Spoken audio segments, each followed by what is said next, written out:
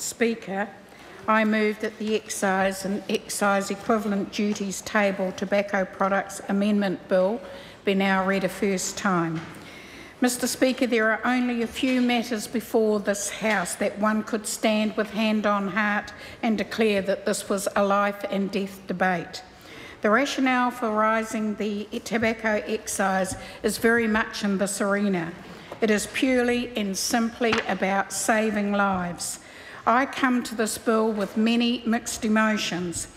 As Associate Minister of Health, it worries me greatly that about 21% of all New Zealanders over the age of 15 years old are smokers.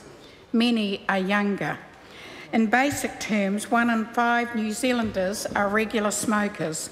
It is irresponsible to dismiss this as a recreational pastime to minimise the impact of harm caused by justifying tobacco use as a private pleasure that one should be free to indulge on in the privacy of one's home and not acknowledge the addictive nature of this tobacco use.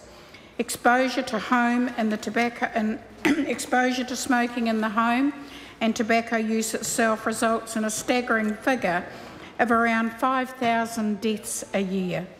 In graphic terms, I can put some names to these numbers simply by walking along the gravesides of our family urupa.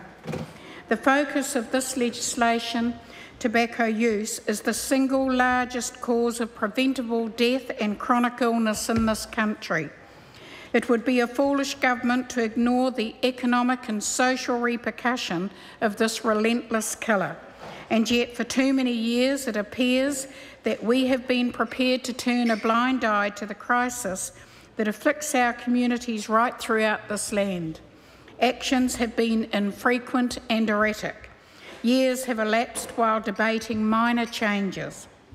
In all that time, the death toll has kept on rising. New Zealanders dying prematurely from smoking-related illnesses that show no mercy. We cannot stand by oblivious to the pain that strikes too many families. Early deaths which are completely preventable. The science tells us that on an average, a smoker loses 15 years of life. And it is no news to anyone in this House that tobacco is the leading cause of life expectancy gap between Māori and non-Māori. It is soul-destroying to know that 1 in 2 Māori women smoke. The disproportionate impacts of heavy use of tobacco on Māori are etched into the lives of many whānau. During the period 2000 to 2004, lung cancer was responsible for over 31% of Māori cancer deaths. During the same period, cardiovascular disease, including heart disease and stroke, resulted in Māori death rates which were 2 times higher than those for non-Māori, and deaths due to respiratory disease were 3 times more frequent in Māori than non-Māori. It is impossible in that context to come to this debate with views about the nature of the product per se. Day on day, approximately 13 New Zealanders die from smoking. They die from lung cancer, they die from heart disease, from strokes, from chronic obstructive pulmonary disease, from emphysema, from chronic bronchitis, from cancer of the mouth, pharynx and esophagus. They are dying from a habit that we can do something about. So today we are taking this action to save lives. Mr Speaker, I was by my mother's side when we got the diagnosis that her cancer had progressed to such a stage that she might have 6 months to live. My mother had been a heavy smoker for some 40 years, but even though we all understood that the risk that comes with smoking-related illness, there is nothing quite so traumatic as having to sit and watch the life of your loved one slowly drained. My cousins and I were raised by my grandmother. Every single one of those cousins has died from smoking-related illness. I am the only one alive of those who were raised by my grandmother. This story, my story, is not an isolated individual case. For the sake of our future, we must act. This bill is part of a coordinated range of measures which target tobacco use as a leading cause of preventable death in New Zealand. Independent research studies have established the impact of price rises on smoking prevalence and tobacco consumption. Raising the price of tobacco is probably the most powerful tool to reduce smoking. International organisations, from the World Health Organisation to the World Bank, recommend that countries use tobacco taxes to increase the price of cigarettes and counter the global smoking epidemic. It's very simple. All smokers who buy tobacco will face the price rises. The more someone smokes, the more they pay, and the bigger the incentive for them to quit.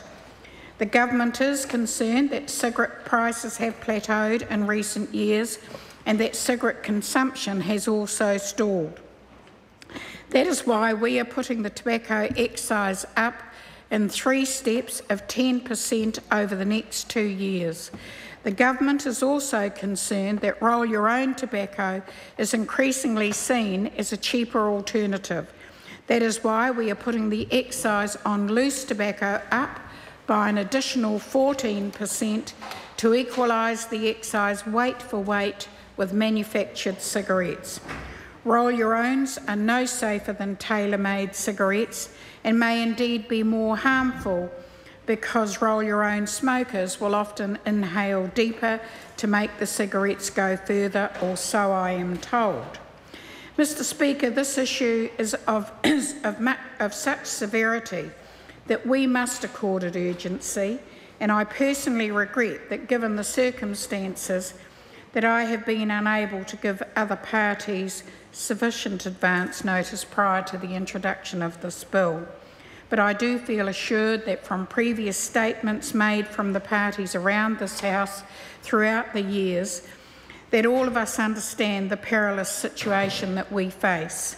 The stakes are too high and we must act decisively, and this bill is an important step in that pathway forward. I commend this bill to the House.